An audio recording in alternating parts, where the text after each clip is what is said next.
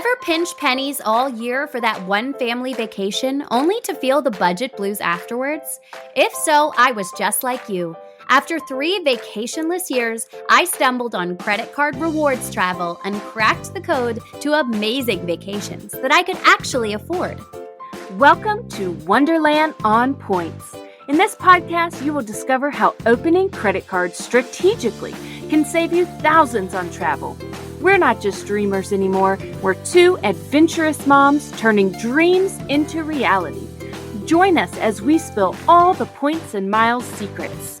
And contrary to popular belief, you don't have to spend $1 million to earn 1,000,000 points. Traveling on credit card points isn't reserved for those with overflowing bank accounts.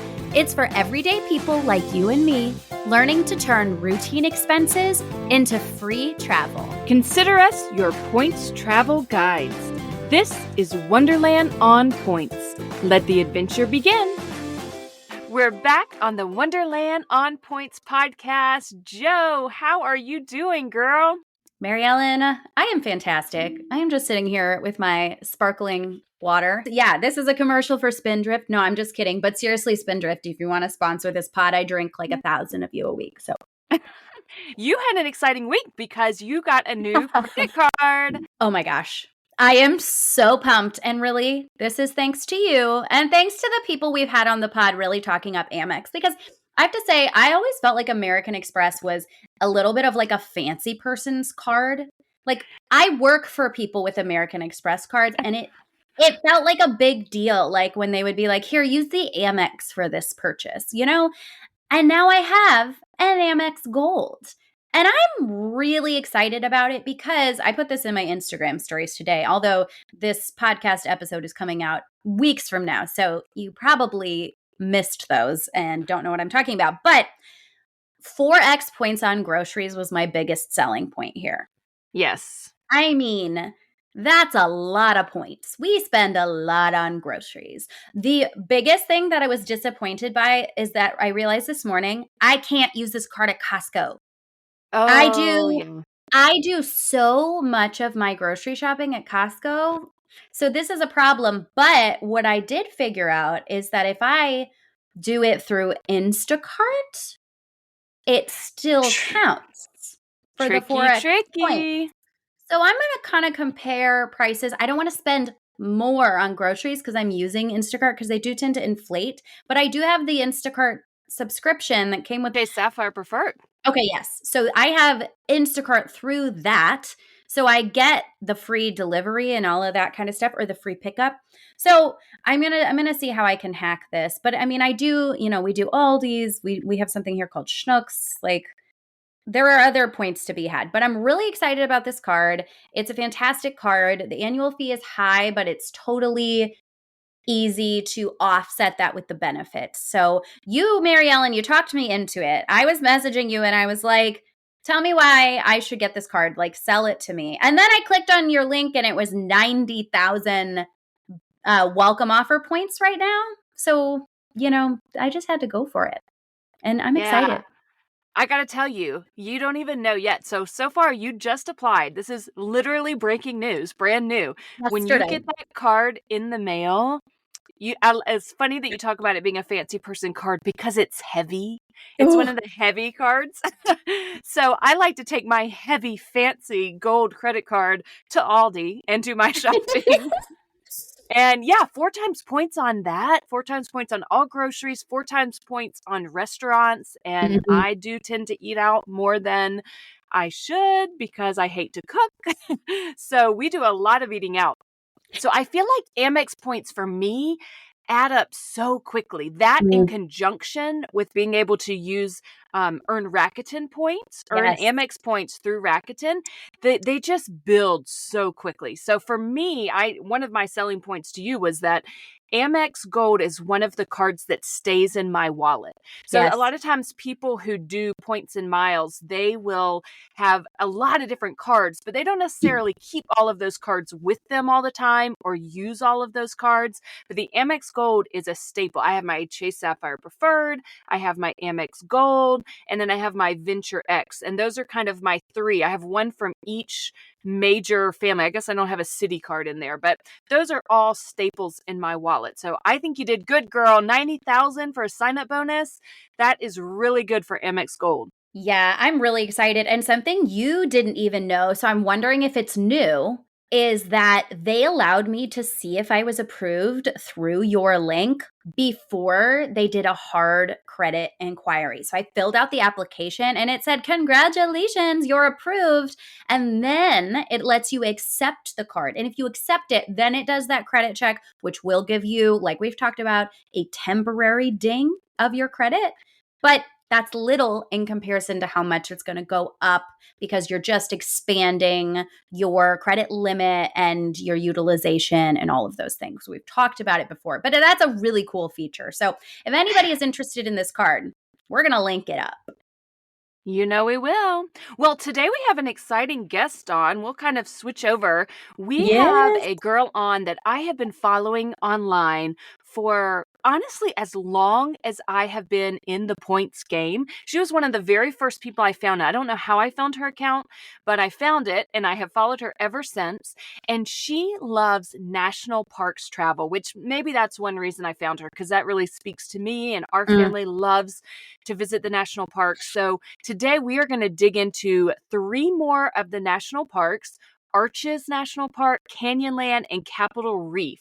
So we're going to chat about those and chat about how you can use points to stay at a hotel for those, and of course for your flights. So I'm excited. This is Mariah, and we are going to have so much fun chatting with her.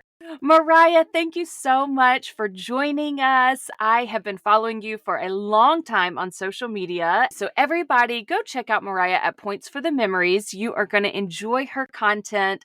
I have a special place in my heart. She's also an East Coast girl. And so we have a lot of favorite hiking places that we enjoy going. So we are thrilled to have her today to talk specifically about national parks travel. So tell us, Mariah, what do you love about national parks? Do you have a goal to go to all the national parks? Yes. Eric and I, my husband, we want to go to all 63 of the national parks. And if they add more, we'll want to go to the rest of them as well. We love national parks. There is something about us that we just love, that natural beauty and the variety of all the parks in the States. Interesting story. I didn't really grow up hiking. My family isn't super outdoorsy. We didn't go camping. But when Eric went to propose to me, we went out to a local state park, did the hike to the top of this local little mountain, and he proposed at the top there. So that cemented a love for hiking, absolutely. And then it was just a few short years later that we took our first big out western United States trip to Yellowstone National Park. Oh, Absolutely nice. loved that. Absolutely love Yellowstone. And it's just breathtaking, and it's on a scale that very few other places are. So Right. seeing Yellowstone and then seeing the Tetons, going back to Yellowstone and picking up Glacier, all of that It just hooked you cemented. in. It really did. It hooked us on the national parks. And since then, including our late October 2023 Utah trip, we've been to 23 of the 63 national parks now. What? You've already been to 23? We've already been to Wow. 23 of the parks. And so I'm not going to list all the ones that we've been to so far, but I will tell you that my favorites are Olympic, Zion National Park in Utah, Dry Tortugas National Park, which is off the Florida Keys. Yes. Yellowstone has a special place in my heart, and Glacier was absolutely breathtaking. I haven't been to Glacier yet. It is so high on my list. I have been to Banff National Park, which is just kind of over the Canadian border. So it's kind of the same area as Glacier. And that, knowing how beautiful that was, has me dying to get to Glacier. And we will get there eventually, but Olympic is also on my list for sure, and Dry Tortugas. We had a trip planned to Dry Tortugas, and then I had a baby. And I felt like with it being a largely water park and us wanting to be on boats and snorkel, I just felt uncomfortable having multiple kids in the water while I had to be on a boat with a baby. but it's coming. I can't wait to go there. So I'm glad to hear that you loved it. I would love to know how you first got started in the points and miles space. Like, were you learning from blogs? I feel like I ask everybody this question, but it's fascinating to me because everyone has a different story of how they got started. Definitely. So we used just Discover cashback cards for a very long time. And, that can be rewarding in its own way. But whenever, I guess this is back in the 2018 time period, perhaps, my sister-in-law and my brother-in-law had recently gotten a Capital One Venture card and were telling me how they enjoyed that card. And so I looked at it, and because of the analytical person that I am, I made a little spreadsheet telling myself, okay, the annual fee versus the benefits versus the welcome bonus, and should we have one card or should we get two of them? And I decided at that time that we only needed one of these venture cards and that we would get it. And it would be really nice to have this, bonus worth $500 and TSA pre-check for one of us. And so that's what we did. And we used it essentially as that purchase eraser because that's all that you could do with venture miles at that time. Then it was just a few years later, into COVID, into the ramp up of Instagram, that I really came more across the actual points and miles deep dive into things. So my husband and I actually were able to take advantage of that 100,000 Chase Sapphire preferred offer. Nice. I believe that was late 2021. And that really put us on a trajectory towards really expanding into points and miles and taking advantage of all of the card benefits and, learning more, because there's always more to learn from everybody that we follow in points and miles. Like you said, everybody on Instagram, all the different blogs, everybody's trying different things and has different preferences with their travel.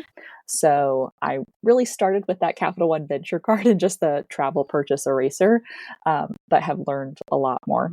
And I'm still learning more all the time. When did Capital One get transfer partners? Because you said at first they only had the eraser. So when did they introduce transfer partners?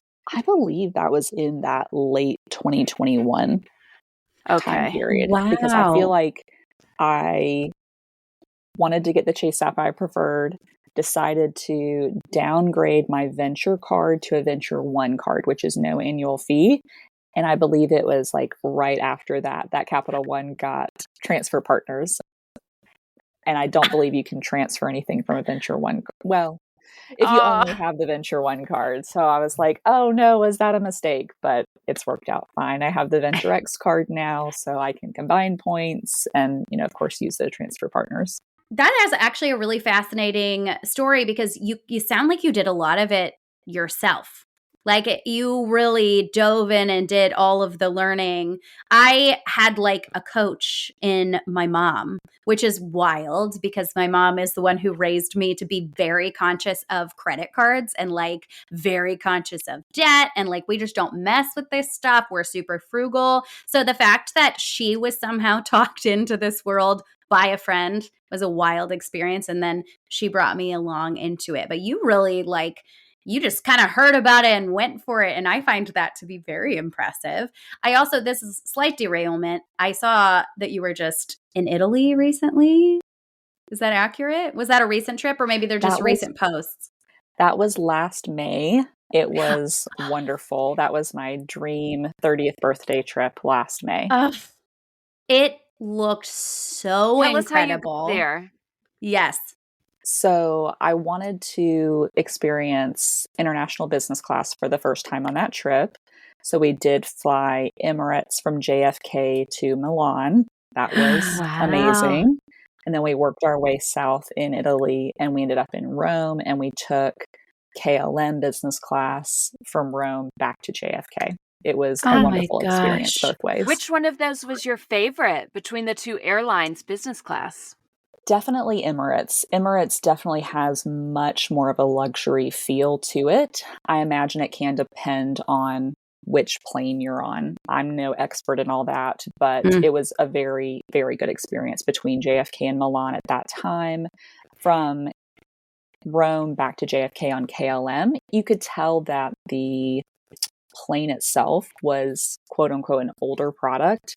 So Okay. it didn't feel as flashy. It didn't feel as nice, but the service was really good. And it's hard to complain about, a lie flat seat and, Yes, good food and champagne and good service. for sure. Which What points currency did you use? I want to say that we used Capital One miles for both of those. I can pull up my spreadsheet and tell you for sure, but I don't have those notes right in front of me at the moment. I know you well enough as an internet friend to not even doubt for a second that you do have a spreadsheet that you can pull up and see every bit of it. You are definitely like my husband and me to a lesser extent, a spreadsheet person. Like we have our Switzerland trip that's coming up in a few months. We have it outlined to like the minute with every detail that may or may not happen right according to plan, but we do love a good spreadsheet.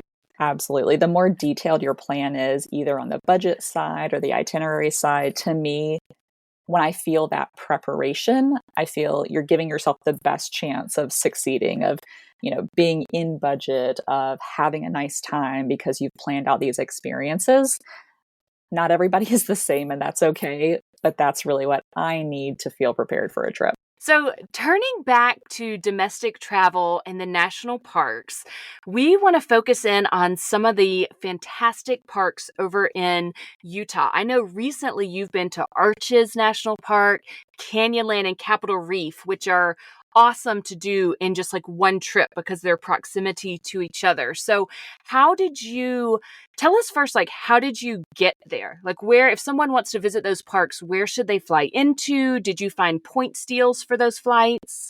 Hey guys, we're going to get right back to the rest of this episode, but before we do, we have a request. Look, if you've ever gotten any value from this show and you want it to continue to grow and to continue to serve you and have access to guests, if you could leave us a rating and a review if you're listening on Apple Podcasts or Spotify, that would be completely amazing. These ratings and reviews go such a long way into attracting new podcast listeners and helping us bring guests on the show. It makes us so excited to hear how we are helping all of you reach your travel goals. It really does. And if you're feeling up to it, take a screenshot of your review after you post it and share it to your own Instagram. And don't forget to tag us at Wonderland on Points Podcast. We would love to reshare it in our own stories. Yes, we sure would. And if you haven't already, go ahead and leave that rating and a review right now. Okay, let's get back to the show. Yeah, so there are some options for flying in to get close to those, like Arches National Park. I ended up flying into Grand Junction, Colorado. It's a smaller airport. Most people don't automatically think that. When I started planning the trip, I looked, okay, Denver is 6 hours by car. Salt Lake City is more than 3.5 hours by car. So doable, but not the easiest trip. Whereas if you fly into Grand Junction, Colorado, then driving to Moab is only like an hour and 45 minutes. Okay. Which airlines fly in there? Ooh, that's not the question for me, but I can tell you that we flew from Charlotte through DFW to Grand Junction. So we were able to go to the Capital One Lounge in DFW on our way there. I am a big fan of American Airlines, mostly because they have forced me into it. I'm captive. Yeah.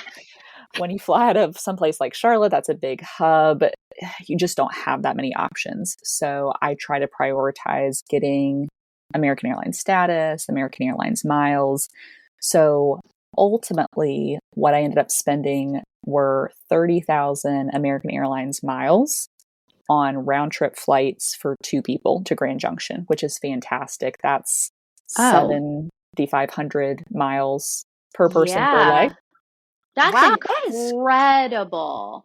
Can I ask how you prioritize the earning of American Airlines? Do you have the cards? Or are you using the shopping portal? There are a lot of different ways. And if you want to lean into American Airlines, I recommend taking advantage of all of them. One very small thing you can do is link your American Airlines account to Shell gas stations fuel rewards. Then you can get 3 American Airline miles per gallon. Stop it. Yes. That's huge. I use Shell all the time. Like, that's the gas station by my house. Why am I not earning these miles? Oh my gosh, now I'm so mad that I'm missing out on all these miles. I am The feeling rub the there, exact same way. the thing is, you do have to choose between that, 5 cents off per gallon or 3 American Airlines miles.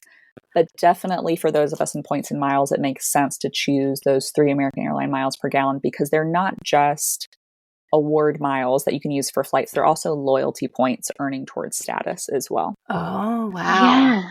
And I have my husband put in my phone number when he goes to the gas pump at Shell so that I get those miles on his fill ups as well. Oh my gosh. That's a Yeah. small thing that really adds up. On top of that, we have a Basque Bank savings account.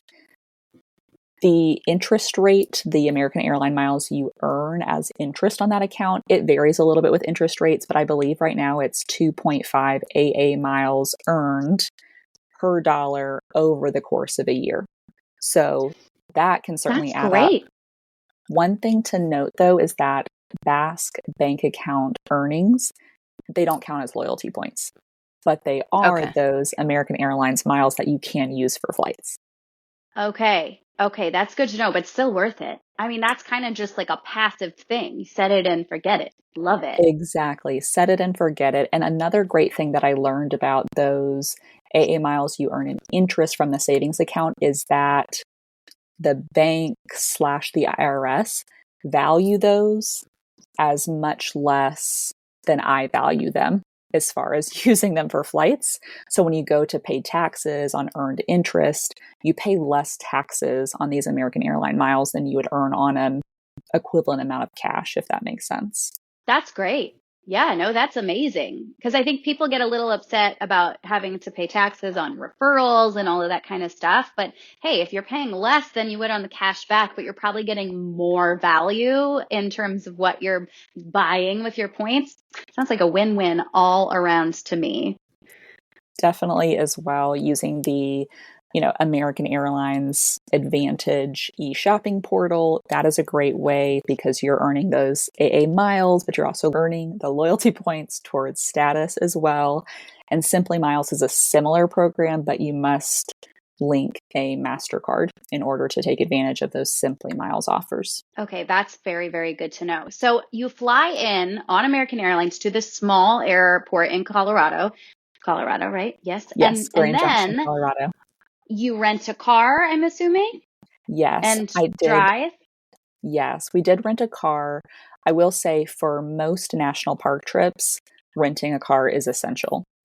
Yeah. It seems kind of self-explanatory, but it is a difference from some other like points and mile style trips where you're going to a big city and you're using public transport. Usually for national park trips, you really have to plan for that rental car. My biggest recommendation for rental cars is to book as early as possible and book a pay at the counter rate. So for many times, you can book a rental car as pay at the counter. So you put nothing down. You have nothing at stake with that rental car reservation, which makes it incredibly flexible. So if I book this rental car, 10, 11 months out, as soon as the calendar opens, I'm likely to get a better deal because I'm booking so far in advance, but I don't have to put any cash down. There's no risk in me booking it that early. Additionally, I'm a Costco member partly because I've been able to get some Costco rental car deals. Mm. The way that I book those and find those is I use autoslash.com. Have y'all ever used Autoslash? Never. No. And I have a Costco membership, so I'm on pins and needles. So Autoslash is an aggregator for rental car deals. You tell Autoslash the dates you want to travel, the airport or city that you want to pick up and return your rental car. You tell it, are you a Costco member, a BJ's member, an AARP member? Which kind of credit cards do you have? Like, do you have an Amex Platinum? Do you have, World Elite MasterCard? You tell it which airline programs you have an account with. It pulls all of these things together and then emails you to say, hey, we have your list of car rentals. And so when I booked my Moab, my Grand Junction airport rental car pickup, 10 or 11 months early. And I looked at the list that AutoSlash gave me. The top one was a Costco members deal for an SUV for Wow. a week's reservation for $205. Wow. When I looked and compared some of the other rental cars that I could get if I wasn't a Costco member, it was like a $300, $400, $500 difference. It was amazing. Yeah, that's incredible. So I keep my $60 Costco membership because it literally saved me hundreds on just that one rental car. I'm embarrassed to say that currently last time my Costco membership lapsed, I didn't renew it because I was like, I don't know. Do I really need it? But now I'm realizing that I've got it. Honestly, it's worth the membership alone for my kids' allergy medicine that's cheaper at Costco. Mhm. But now that I know that rental cars could be cheaper, because I tend to go with my Venture X card when I'm doing rental cars. But if the Costco gives you such good deals, because like I said, we do national parks, and you're right, you really can't get away from doing rental cars with national parks. So that's a great tip to know about the Costco. I have a question. If you book a Costco car rental and you're using your Chase Sapphire Preferred, are you still getting the full coverage? Because, if you use like Turo, which I do love, I love booking cars through Turo, that does not count. Even if you use your CSP, you do not get the primary rental car coverage. So I wanted to make sure Costco allows that. So the way this works is that when AutoSlash returns me my list of rental car options, and the one at the top is really cheap and it says this is a Costco member deal, it is taking me to Priceline to book that pay at the counter rental car rate. So I am booking that through Priceline. I'm just saving it that way. And it just says you may need to show your Costco member card at the counter. So definitely only do this if you actually have a Costco membership because you may be asked to show it. But it's very easy to do, very easy to book. You're not going through like a Costco travel portal. You're just saying that I do have this membership. So on top of that, the other reason that I love AutoSlash is you book this pay at the counter, fully refundable rate, and then you go back to AutoSlash and plug in your rental confirmation information and the amount that you were quoted and your dates and everything again. And AutoSlash will track that rental car reservation and email you if they find lower rates. What? I'm sold. Is this And free? This is a free Yes. website. Completely free. Completely Stop. free. And so, you've gotten a great deal. If you're booking really far out, you're more likely to be able to get one of those Costco deals. You haven't put any of your cash down. It is just reserved for you. If you find a better offer, you're able to fully cancel that. There's no commitment. It's not a problem. That's my favorite way to reserve rental cars. Yes. That's my favorite way for any trip. Hotels, all things. I want it to be like instant refund, or I haven't paid yet so I can cancel at any time. The next layer of rental cars is that through the Capital One Venture X, you get President Circle Hertz rental car status. People love that, using for their Hertz rental cars, but many rental car companies are willing to match elite status for you. Oh. So when I booked my Grand Junction SUV with a Costco deal, this was for an Avis rental car. And I did some quick Googling and found how to status match my Hertz President Circle to the Avis Elite status. And I'm not going to remember the name of it. But I did that before our trip. And it was successful. I was given this elite status through Avis.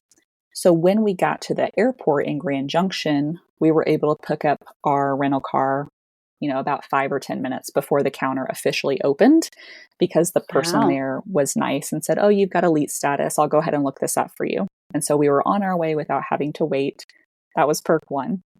Perk 2, when we finished our trip and dropped our rental car back off at the airport, I had noticed that the email confirmation, the information that I got, didn't give us that $205 quoted rate from my Costco membership. It was giving us like $240. Not a crazy difference. That's the kind of thing that maybe you would let go. But when we turned it in, we had time. I said, hey, this doesn't look quite right. This isn't matching the reservation that I made. Can you help me figure this out? And so there were two guys behind the counter, and they looked at it and they said, no, this doesn't match. This isn't right. Let's figure this out. Ultimately, they couldn't give me that $205 rate. So they did something else, and I got that 1 week long rental car reservation for about $185. What? Yes!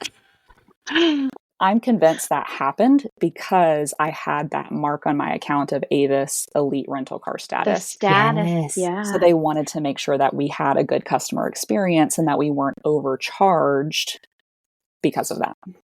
Holy cow. Status matching is my new favorite thing. I want to status match everything. I was joking recently that can I please status match my Chick-fil-A Chick-fil-A. membership? Because I am elite at Chick-fil-A. And what can I status match that to? But that is awesome because I do have Capital One Venture X. And so I have the Hertz President Circle membership. And when we get off this recording, I am going to go status match to some other things. That's a really cool tip. I will say just be careful, read the terms of those other rental car companies, because oftentimes it will say, get status for such and such a term, and you need to do this or this in order to maintain that. So definitely an option to do those status matches. Just make sure that you consider, do I need this elite status now, or should I maybe wait until a future time if it is potentially just a limited time offer for me to take advantage of? Very smart. Okay, well, it's funny because we thought we were just going to be like learning about national parks, and here we have what I feel like is gold information about the rental cars at Costco. Okay, and pro tip, I have the more expensive Costco membership because it gives you also cash back. And I had the membership only 8 months out of the last year, and my cash back was 3 times the amount that membership costs. So that is, I feel like, a stack with all this other stuff. Just saying, in case anyone wants to look into a Costco membership, wish they had referral codes for those, but they don't. Let's get back on track, though, and talk about places that you stayed and great points redemptions and hotels and all of that kind of stuff for the national parks. I think we're still in Colorado right now, so we can go there and then journey on from that point. Absolutely. So from Grand Junction, Colorado, we really made our way to Moab, Utah to visit Arches, Canyonlands, and Capitol Reef. Moab, Utah is a great base for those 3 national parks. Eric and I also did all of the Colorado. There are 4 Colorado national parks in 2022. That's another story. However, staying at the Hyatt Place Moab in Utah is fantastic. It is currently a Category 5 Hyatt hotel, which means it will cost more points. It used to be a Category 4 hotel. Way back in the day, it used to be a Category 2 hotel. Wow. But I think they've caught on that everyone wants to go to these national parks. And so this lowly little Hyatt place just keeps stepping up in the ranks. It does. And Moab is a really popular place. So when I booked our October 2023 Hyatt Place Moab stay, it was a Category 4. And so 6 nights cost me 72,000 Hyatt points. That is an off-peak rate for all those nights for a Category 4 property. Now, if you were to book a Category 5 property, like Hyatt Place Moab is now, at that off-peak rate, it would cost you 102,000 Hyatt points. So sad Which when they do this. It's so sad, but it's 6 nights, and it's still a good deal. It's still a great deal. So those 6 nights that we stayed, the value about $3,700. Okay. Yeah, that's amazing. Plus, it's a Hyatt Place. So anyone who regularly listens to the pod knows that free breakfast is our love language. Yes, trademark. That's our trademark merch. Just kidding. Anyways, yeah. So the great thing about national park trips and a hotel with free breakfast is that, as Mary Ellen loves to do, you can grab some stuff from that breakfast buffet and take it with you on your hikes during your day. So you can save a lot in food costs by staying somewhere with free breakfast. Definitely. And even just loading up on that free breakfast and making sure that you eat those higher calorie, higher protein offerings that they have on that breakfast bar, or depending on your plans for the day, maybe getting a slightly later start to eat that breakfast closer to your lunchtime can certainly be a big deal. We also tend on national park trips to, pick up some groceries at the store, your cheese and your granola bars and, other things that are easy to take because we're going to be hiking. We're going to be out in the park in the middle of the day anyway. So that's certainly cheaper than if you were, buying lunches out for lunch every day. Really, when it comes to food and national park trips, we're a kind of moderation, eat the free breakfast, buy lunches, and then we tend to splurge some on dinners and go cheap on some dinners. In Moab, for example, they have a Moab food truck park. Ooh. So there are a lot of different food trucks. We ate there a couple different nights just because food truck food is fun. It's simple. It It's is. easy. It's usually pretty cheap. It was a very good experience. It wasn't 5-star food by any means, but I definitely would recommend it for helping with some of that food budget for sure. Whereas on the Yes. other end of the spectrum, we made a reservation for the Desert Bistro there, which is a much nicer reservation, sit down, higher quality food. We definitely spent more there, but we balanced it out. I love that. Everything in balance. And just out of curiosity, is that a restaurant you recommend getting a reservation before your trip? Is it hard to get into? That is a great question. We were in Moab in late October, so I don't think I reserved way far in advance, but I did make a reservation. I think it was probably just 2 or 3 days out. But I imagine that if you're really in Moab in a much more peak season, you would probably want to make those reservations in advance of your trip.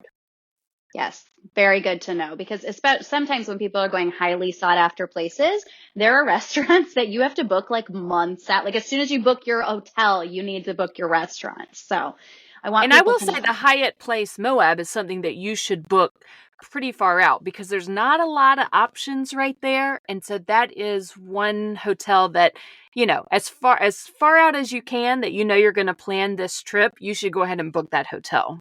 It's definitely a good idea because it's the only Hyatt hotel in the area. So if you're Hyatt loyal, if you're wanting to use those points, if you're wanting to earn elite nights there, definitely book super early.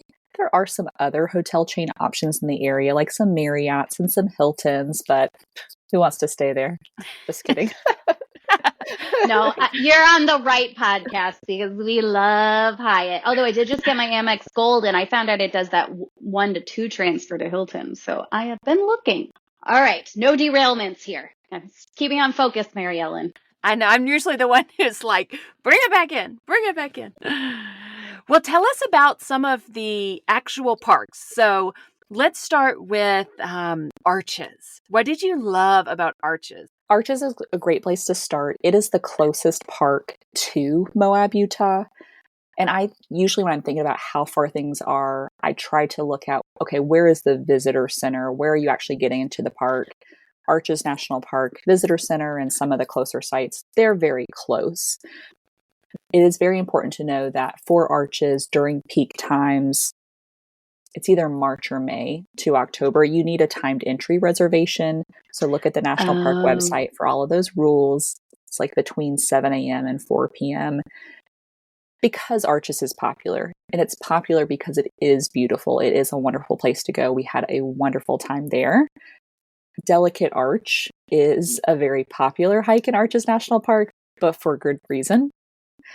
We did the Delicate Arch trail at sunrise one morning. It's so beautiful. It's so nice. Well worth doing. If you're a little bit more adventurous, I would certainly recommend going to the Devil's Garden area of Arches National Park. We hiked from the Devil's Garden entrance out to Double O Arch. was about 5.5 miles round trip. And it was a little nerve-wracking for people who aren't crazy about like heights or kind of scrambling on rocks. But it was such a beautiful hike. I would highly recommend that for somebody who's a little adventurous. It sounds awesome to me. Do you think it's doable with kids, adventurous kids that like rock scrambling?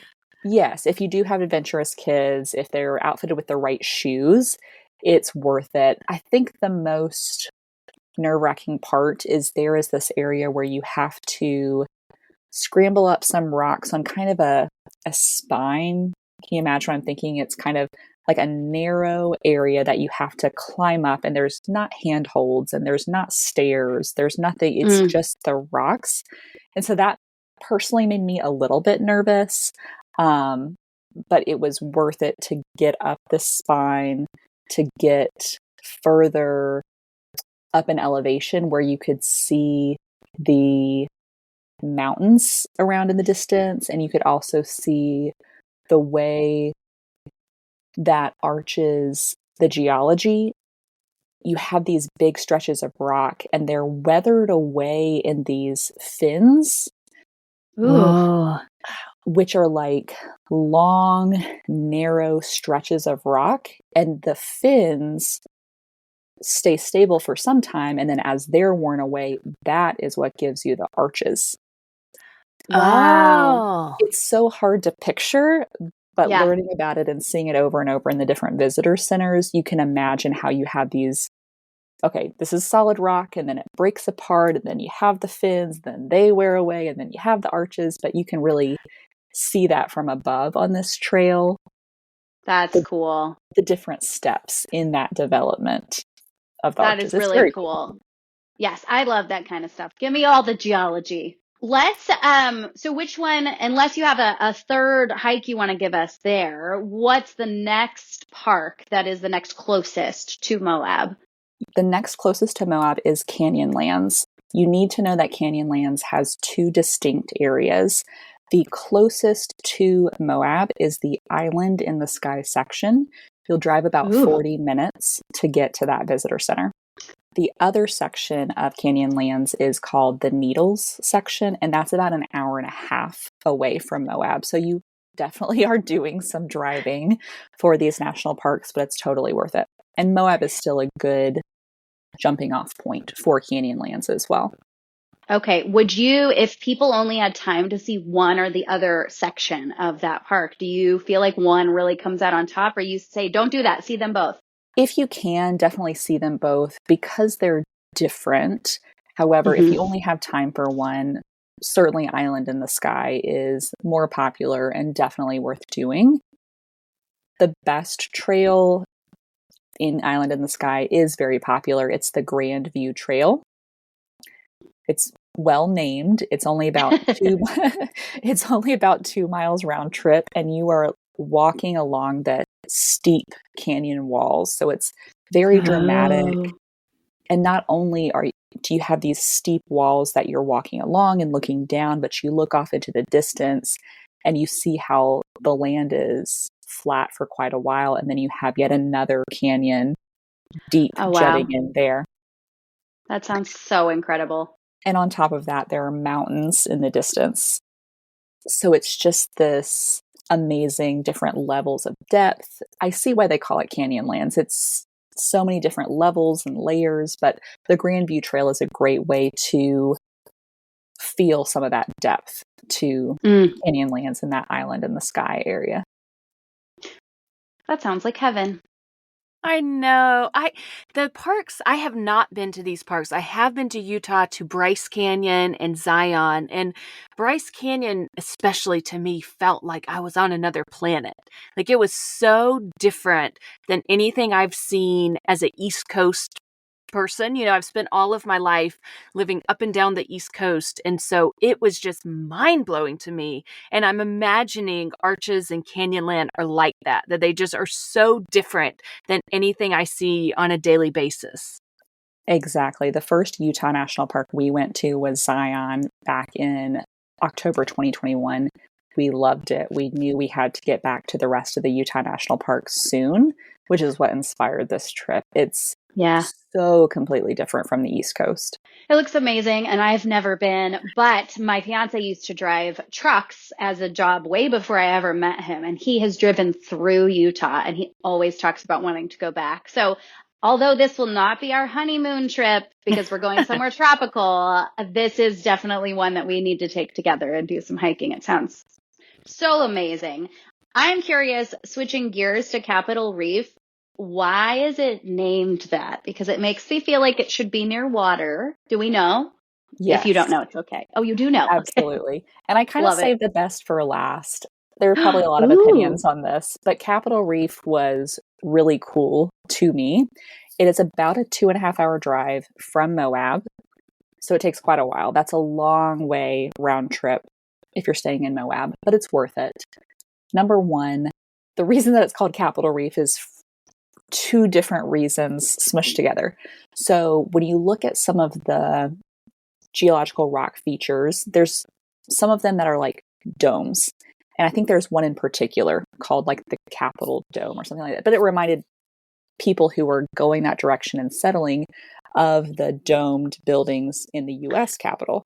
So Capitol gotcha. comes from that piece. Oh. The reef piece apparently comes from the fact that perhaps some or maybe many of people who were traveling out west and settling out west in the early days may have had, a seafaring maritime background. And so when they came across the rock formations in the Capitol Reef area, they kind of run a long distance, and they were like very much like a physical barrier to moving west. And so they thought of it as a reef. This is a That reef. is fascinating. This is hard for us to get through, hard for us to go around. We don't know where we're going. And so in the visitor center, from what I've read, Capitol Reef comes from those two ideas smushed together of this very interesting rocky place with these domes and just this huge barrier to Western expansion. That is so cool. I remember learning about when I was homeschooled as a child, learning about westward expansion trips and just what, and of course playing Oregon Trail on the computer. And so that's what I think of. I'm like picturing in my head these people in their covered wagons not being able to get past the reef. It sounds amazing. Tell us about your favorite hike in Capitol Reef. Really, we explored it a little bit, but the main hike to do in Capitol Reef is the Cassidy Arch Trail. I loved this trail. It was my favorite thing we did on our whole trip. It is about 3 miles round trip. Elevation was only like a 600-foot elevation difference, so doable, I think, for kids and families as long as, everybody's fairly adventurous. It was very pretty, and once you get to the Cassidy Arch, it's huge and very stable. And so unlike in Arches National Park, where everything says, do not stand on the arch, do not mess with the arch, the Cassidy Arch, you can actually walk over the Cassidy Arch, take your picture on the Cassidy Arch. It is very, very cool. That sounds amazing. That's also the perfect length hike, I think, with kids. My kids, we have done longer hikes than that. We did in Bryce Canyon, it was ridiculous. A 9-mile round trip hike that is like lives on forever in infamy as the death march that we did. But 3 miles round trip does seem kind of like a happy fit for our family. Like nobody gets too cranky. The M&Ms that we give them every few steps make it all the way around, and it's a good family length of trip. The only thing I would say about that Cassidy Arch Trail is probably get there relatively early. It's got kind of a small parking lot, and it is off a side road that is known for like washing if there's been a lot of rain or something. So that's the place where you might want to have a rental car that's a little more up to, it's not off-roading by any means, but just gives you a little bit of flexibility. And if it was raining really bad, like you wouldn't want to drive down that road, for example. Good to know. Good to know. Do you have a national parks pass, or are you paying for each individual? Most of these cost something, right? For us, it's absolutely worth it to buy the annual national park pass, the America Hmm. the Beautiful pass. I Yes. always mess this up. It's either $80 or $85, but it's Close worth enough. it for us. Yes. Well, if even if we, starting at the beginning of the year, think that we're going to visit, 2 national parks, and maybe it's iffy if it's going to be better value or not, we usually end up adding on 1 or 2 more national parks anyway. So for us, in the long run, it works out. But it's a fairly simple thing to do. If you're looking at a national parks trip, just look at each of the park pages for their entry fees. And very quickly, if you're visiting, 2, 3, 4 national parks in a year, usually those add up to where it makes sense to buy that annual park pass. You put a name on that park pass, so that person does have to be present in order to Okay. use that national park pass, but it gets, a car full of people. I think there's some limits on it, maybe like 4 adults or something like that, with that one national park pass. I learned from Cam, from our family passport, not to buy the annual national park pass directly from the federal government. Instead, you want to choose your preferred shopping portal and then buy your annual park pass through LL Bean. What? I did not know that. Whoa! With What annual a great LL tip. Bean. Yeah, because you're already spending, more than $75 on the park pass. You'll get free shipping. If you need something else, grab that too.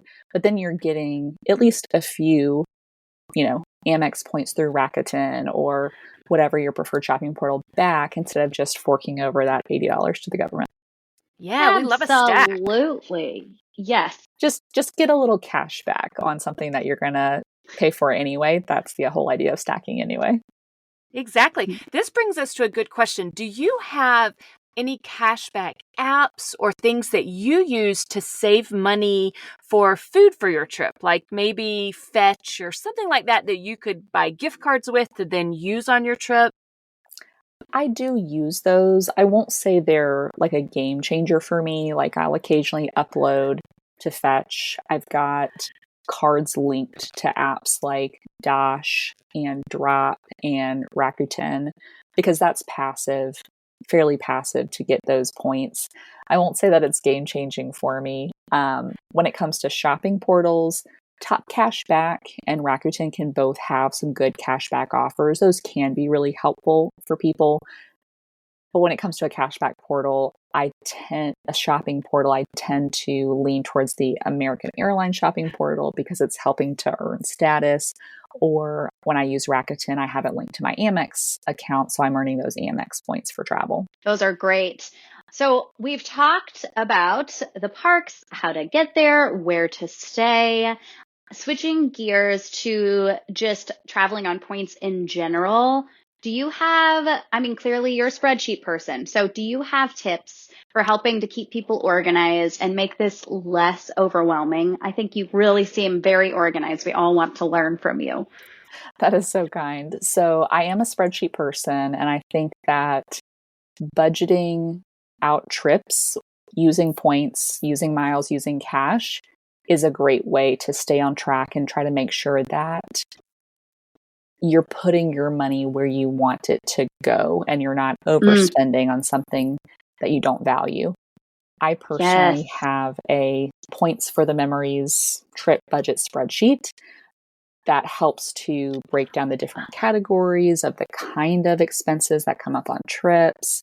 It also calculates, how much you're saving cash-wise with the points and miles that you're using. Yeah. For me, it's been a good tool, and so I've been glad to share that, for free online as well, just in case it helps somebody else as well to feel confident that they can afford the trip that they're going on. Yeah, that is amazing. We're going to link that in our show notes, you guys, so that you can grab her spreadsheet. Because, man, if you don't have to make one yourself, that is a win right there. So I love that. And to me, it's just nice to have a template that I can go back to time after time. That's a good reminder of, these are the things I need to be thinking about, and this is what I need to plan for. On the other side of things, as far as points and miles goes, I am a Travel Freely affiliate, partly because I fell in love with the Travel Freely app.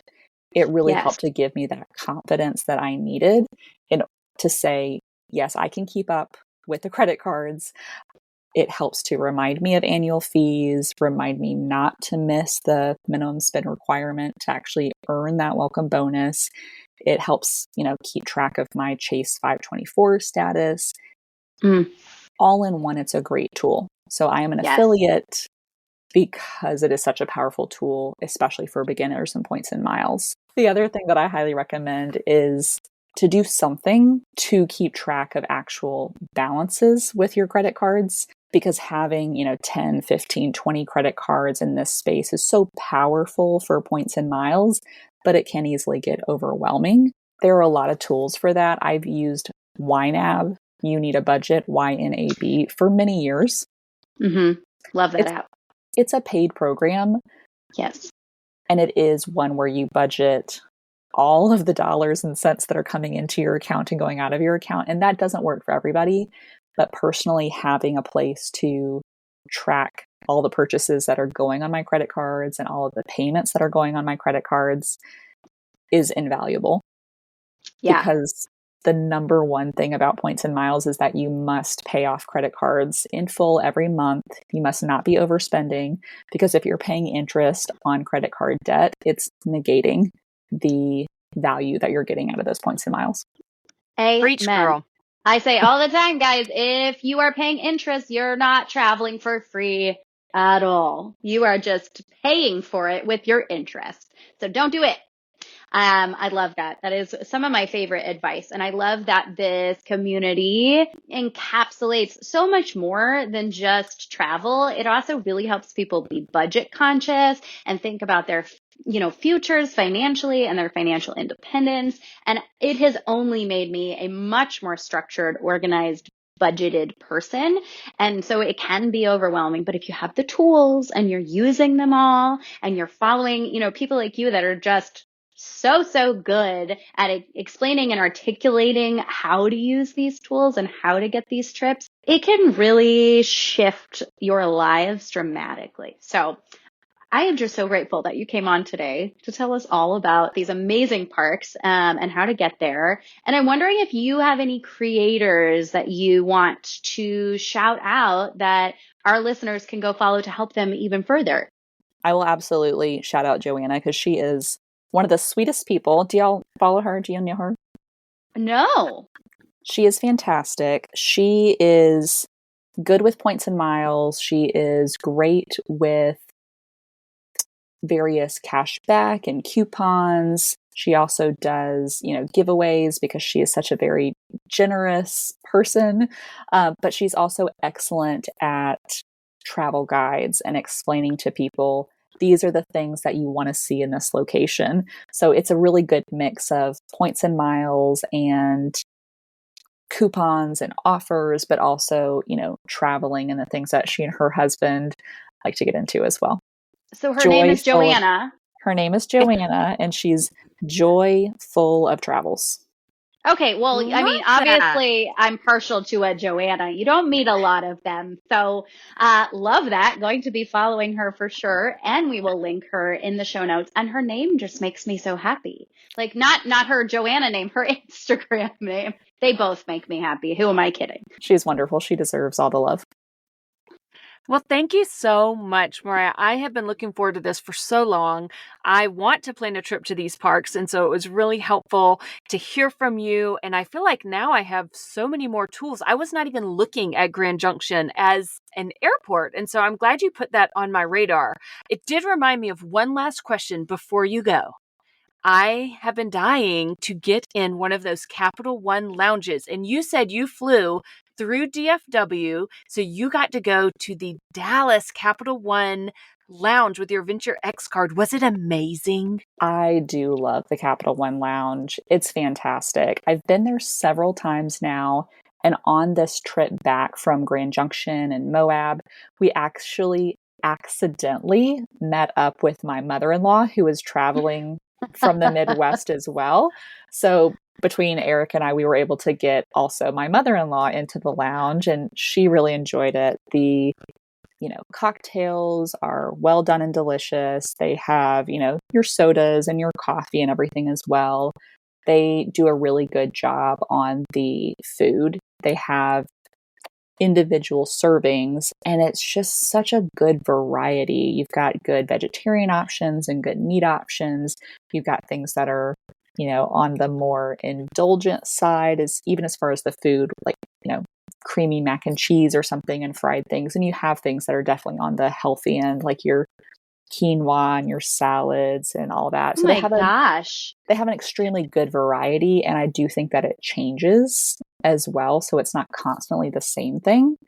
And then they have little desserts, and they have this whole section, which is amazing, of takeaway items that are specifically packaged up so that you can take them with you onto your flight.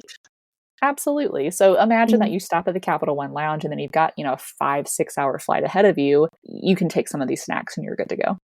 That is amazing. We're going to the Travel More conference in Dallas in November. Are you going to be there? I'm going to be there. It'll be so nice to meet you guys in person. Oh, it's going to be so fun. But I kind of think we should all take a stop at the lounge. Mary Ellen, can you get me in? I don't have that card yet. I probably will. You're my plus one. I'm getting you in. Oh, thank you. Oh my gosh. Well, you just got me real pumped for November. This is going to be amazing. It's totally worth the hype. Yay. I'm so excited. Well, thank you so much for being here with us today. Thank you if people won't know because it will be so nicely edited, but we did actually have a lot of tech issues making this episode, and you've been so patient with us and given us a big chunk of your day. So thank you. We appreciate you and really excited to let everybody listen to this episode. Oh, you're very welcome. Thank y'all so much for inviting me. It was a really good time. You guys are excellent. I love it. Thank you for saying that. See you next time, everybody. If you enjoyed this show today, please consider writing us a review or clicking 5 stars wherever you listen to your podcasts. And please subscribe and follow along so that you never miss an episode. You can follow the podcast on Instagram or YouTube at Wonderland on Points Podcast. You can find me on Instagram at Family Travel for the Win with the number 4. And you can find me on Instagram at Points to Wonderland. If you're thinking about getting a new Travel Rewards credit card, consider using the links in our show notes. Using our links helps to support us and keep our podcast going so we can provide you with all the latest tips and tricks when it comes to traveling on points. And if you aren't sure which card is right for you, shoot us an email at wonderlandonpoints@gmail.com, and we would be happy to walk you through a free card consultation. That's also a great place to send us all of your comments and questions. Thank you so much for joining us, and we will see you here next time.